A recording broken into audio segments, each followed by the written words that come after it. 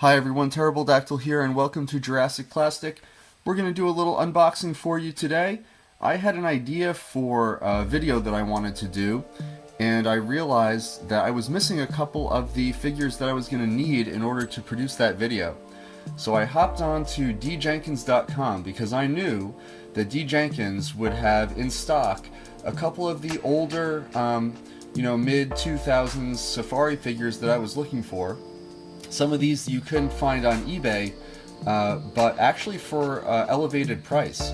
Now, I'm not here to promote D. Jenkins, although they are a great retailer. They're not paying me for this. I did pay them a decent amount of money for this shipment, but I wanted to give everybody a heads up that if you're looking for some older, not necessarily even too common safari figures or figures from other lines, D. Jenkins is the place to go, because if you don't mind paying a little bit more for shipping, if you buy a bunch of them together, you can get some things that you'd actually be paying a lot more for individually on eBay. As to what that video is that I plan to do, I'll let you figure that out. Maybe you can notice a theme to this package today. Without further ado, let me crack this box open. Just give you a little look at the D. Jenkins logo right there. Once again, I'm not getting paid to promote D. Jenkins, although, if you want to send me a couple extra figures, that's fine.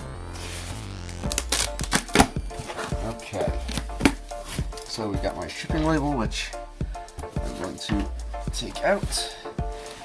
And what's first? Oh, look at this. Recur. I don't have any Recur figures, actually. Some of these look pretty nice. I haven't ever honestly taken a close look at Recur before. They have some nice animal figures too. I'll take a look at that promo later. Okay. Through the packing material, and first up we have the repainted Carnegie Collection Tanistropheus. There it is. You saw in one of my previous unboxings when I got the original version that had been attached to Carnegie Mountain. Oh, there goes the tag. Uh-oh.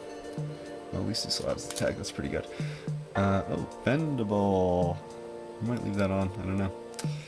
Anyway, repainted. I'm not going to give these a full review right now, just to kind of give you a little peek at what I ordered. It's always hard to focus on Tanistropheus. There he is. Nice little blue stripes on him. 2007 version of Tanistropheus right there. Next up, another 2007 repaint that I was missing from my collection of Carnegie models. Elasmosaurus. And this is the one I was specifically thinking of when I said that you can get decent deals on not too common figures on D. Jenkins because, wow, this is really on there. This is a lot more solid material, just like all the 2007 repaints. There's no bendability to this at all. Interesting. Anyway, where was I?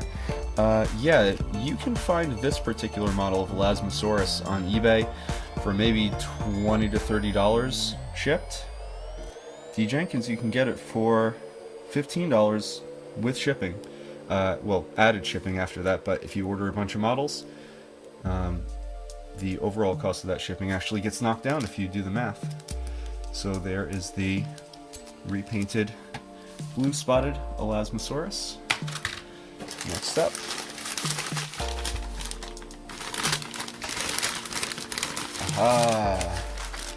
I had been putting off on getting this one, and I almost was going to skip it because I really like that new Safari Deinonychus that's coming out. However, I did need this one for a little video that I'm doing, and this is the Safari 2018 Velociraptor.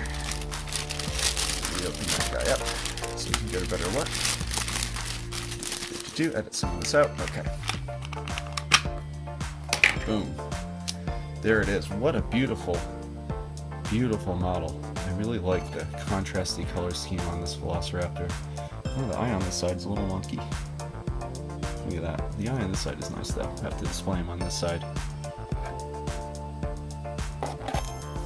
You guys probably have this model already, and if you don't, go get it.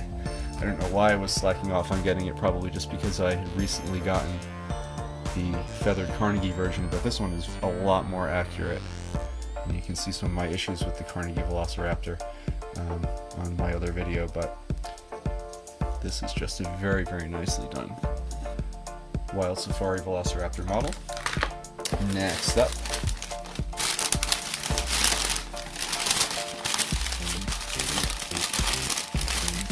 oh, looky who we have here. Another blast from the past, the 2007 repainted Carnegie Collection Velociraptor. Set him free.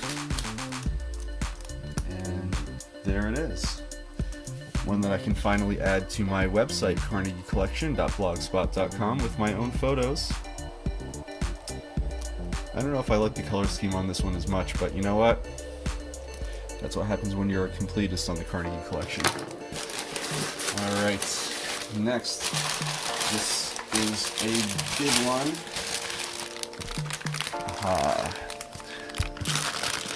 I had been meaning to get this one since it came out, but back then I wasn't really ordering these online.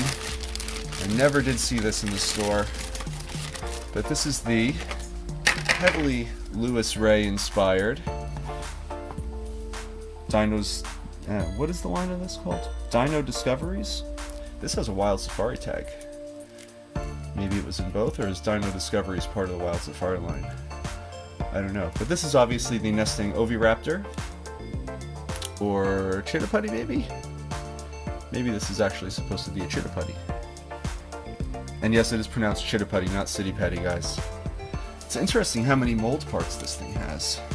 It's put together from like 1, 2, 3, 4. This almost looks like it could be an articulated action figure. With how many different joints and little glued together pieces of different molds that are on here. It's a very elaborate piece. I'll have to do a full review of this sometime, and possibly even Safari Oviraptor Retrospective. Last but not least, as far as figures go, we have a separate box for the Dino Discoveries repainted version of the 1993 Velociraptor.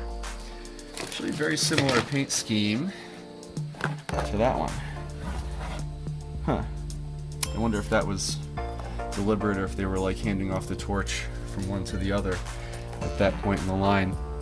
This mold really got some mileage out of it, and you can already, right off the bat, see a decent amount of mold fatigue on here, including this retooled hand. I don't really know what's going on with the hand there. Is that supposed to be a patagium on the fingers? Interesting. Well, we'll free this guy from the box and do a full review and walk around at some point. And last but not least, in here I've got a couple of collector guides that I was missing. A couple Safari collector guides and a couple Safari new product guides. So thank you once again for joining me on Jurassic Plastic. Thanks to D. Jenkins for such great service sending out all of these new dinosaurs. And we will see them again in upcoming Jurassic Plastic videos. So stay tuned.